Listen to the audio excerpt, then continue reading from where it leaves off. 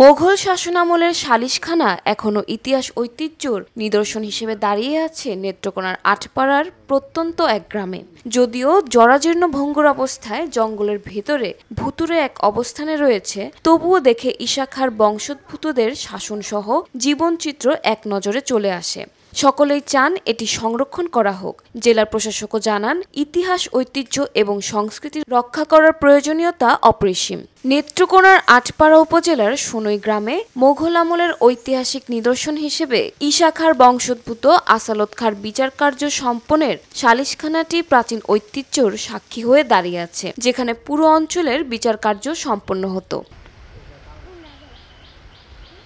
নেত্রকোনা সদরের সিংহের বাংলা এলাকা থেকে প্রায় ৫০০ বছরের পুরনো এই স্থাপনায় গিয়ে খাজনা আদায় সহ এলাকার সালিশ বৈঠকের ভার নিয়েছিলেন আসালত খাঁ। তখন থানার প্রচলন না থাকায় ওই সালিশ ঘরেই হতো বিচার কার্য সম্পন্ন।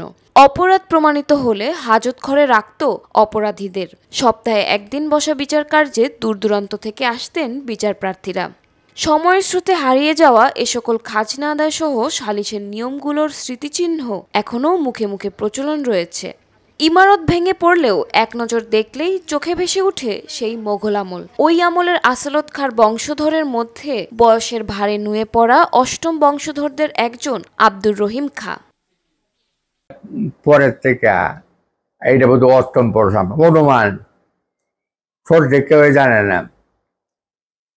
অষ্টম পুরুষের আমি ৩-৪ পুরুষের নাম জানি।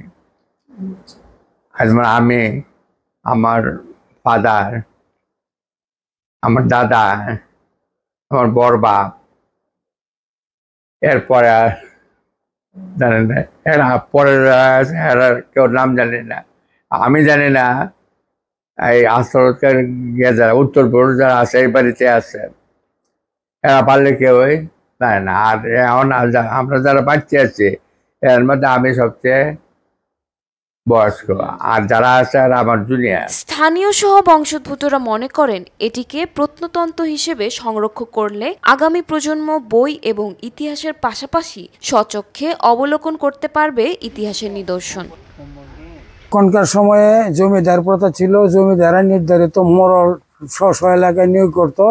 মোড়লরা এগুলি বিচার করত। তাদের কিছু ফিয়াদা ছিল, তাদের সহকারী এগুলি দেখাশোনা করত এবং রক্ষণাবেক্ষণ করত। এবং তখনকার সময় কিছু লোক নিয়োগ থাকতো, বিচারের শেষে তারা এগুলি বিচার কার্য সম্পাদন করত।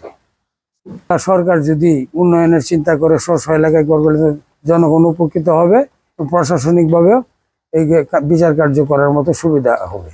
এদিকে জেলা প্রশাসক জানান, সমাজ সভ্যতা বিবর্তনের মাধ্যমেই পরিবর্তিত হয়। হাজার হাজার বছর আগের ঐতিহাসিক নিদর্শন আমরা পাই সংরক্ষণ থাকার কারণেই। বিবর্তিত সমাজ জীবনযাত্রা ধরে রাখতে হবে, সংরক্ষণের মাধ্যমে জাদুঘর করে রাখতে হবে। সরকার সংরক্ষণের জন্য দায়িত্বশীল। এই জেলার ইতিহাস, ঐতিহ্য ও সংস্কৃতিগুলো আমি জেলা প্রশাসক হিসেবে ধরে রাখার চেষ্টা করছি।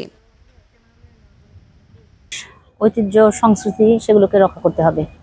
হাজার হাজার বছর আগে বা লক্ষ লক্ষ বছর আগের আমরা যে ঐতিহাসিক নিদর্শন পাই, কিভাবে সেটা সংরক্ষণ করে রাখা হয়েছে বলেই পাই, এবং সেটি সরকারি উদ্যোগেই করতে হবে। তো আমাদের যে বিবর্তিত সমাজ, বিবর্তিত জীবনযাত্রা, এটিকে ধরে রাখতে হবে। আমরা সংরক্ষণের মাধ্যমে জাদুঘর করে এভাবে রাখতে হবে। সেজন্য আমরা সরকার সবভাবেই চেষ্টা করছি।